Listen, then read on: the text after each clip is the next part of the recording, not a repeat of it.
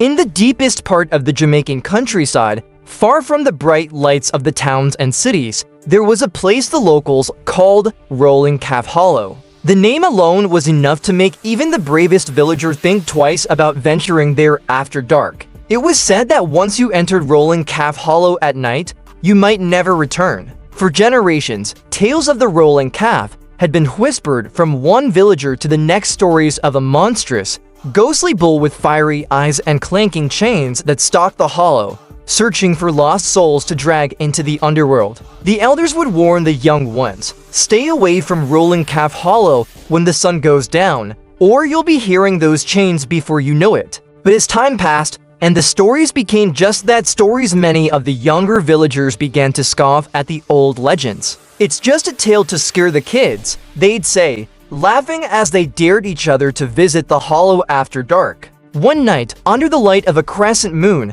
a group of four young friends, Mikey, Tanya, David, and Leon, decided to prove once and for all that the legend of the Rolling Calf was nothing more than an old wives' tale. Armed with flashlights, bravado, and a bottle of rum for courage, they set off for Rolling Calf Hollow, laughing and joking as they walked. The path to the hollow was narrow and winding, cutting through thick trees that seemed to close in around them the further they went. The air grew colder, and the wind whispered through the leaves like the voices of long-dead souls. But the friends pressed on, determined to reach the heart of the hollow. "It's just a bunch of old nonsense," Mikey said, his voice sounding braver than he felt. "We'll be in and out in no time." Tanya, who was trying to keep the mood light, took a swig of rum and passed the bottle to Leon. "If we do see anything, we'll just offer it some rum. Everybody knows even duppies can't resist a good drink."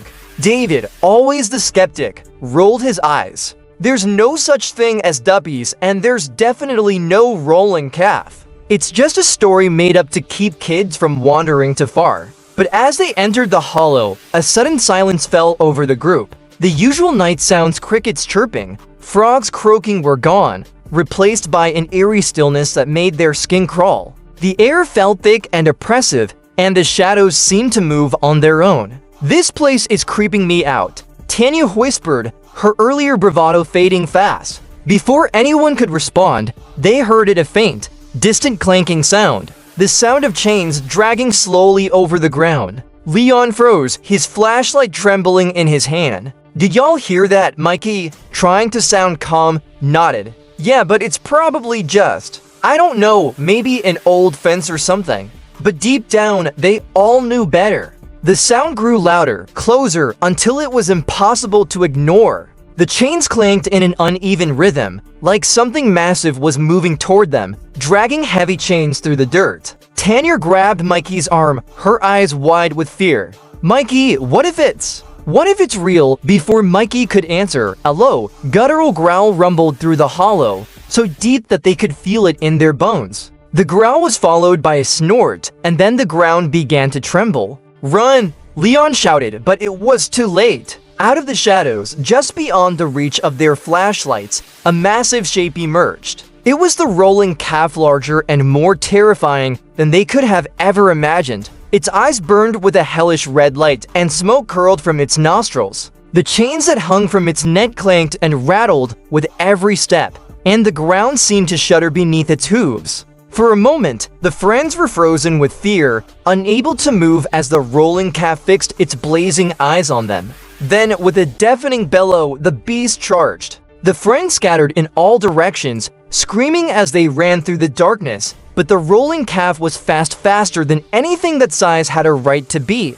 It chased them, its chains whipping through the air, its eyes glowing brighter and brighter. Mikey and Tanya ran together, darting between the trees, their hearts pounding in their chests. But no matter how fast they ran, the sound of the chains grew closer, the air thick with the scent of sulfur and smoke. "We have to find a way out," Mikey shouted, but the hollow was a maze of shadows and twisted paths, and there was no clear escape. Suddenly, they heard Leon's voice, panicked and breathless. "This way! Over here!" They followed his voice, crashing through the underbrush until they reached a small clearing. There, in the middle of the clearing, was an old stone circle, an ancient place of power, long forgotten by the villagers. Without thinking, they ran into the circle, hoping it would offer some protection. But the rolling calf was right behind them, its chains clanking as it closed in. Desperate, Tanya remembered the rum. "Give it the rum.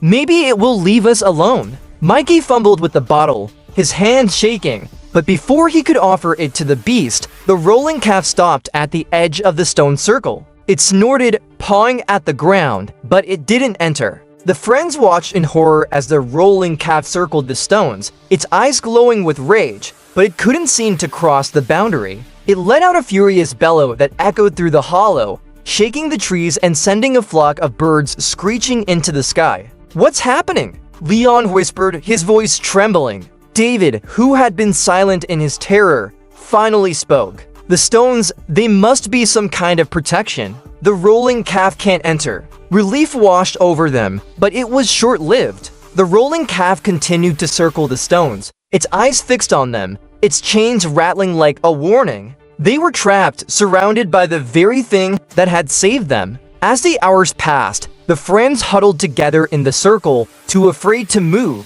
The rolling calf never left, its presence a constant reminder of the danger they were in. The night dragged on, and with every passing minute, their fear grew. By the time the first light of dawn began to creep over the horizon, the rolling calf finally began to fade, its fiery eyes dimming, its chains falling silent. With a final, bone-chilling growl, it vanished into the shadows, leaving the hollow as quiet and still as it had been before. The friends didn't wait to see if it would return. As soon as the sun broke through the trees, they ran faster than they had ever run in their lives back to the village. When they arrived, breathless and shaken, they told their story to the villagers. The elders nodded gravely, their warnings now proven true. "The rolling calf is real," they said, "and it will always guard the hollow. Stay away from that place, for next time, you might not be so lucky." The friends never spoke of the hollow again, and they never ventured near it, day or night.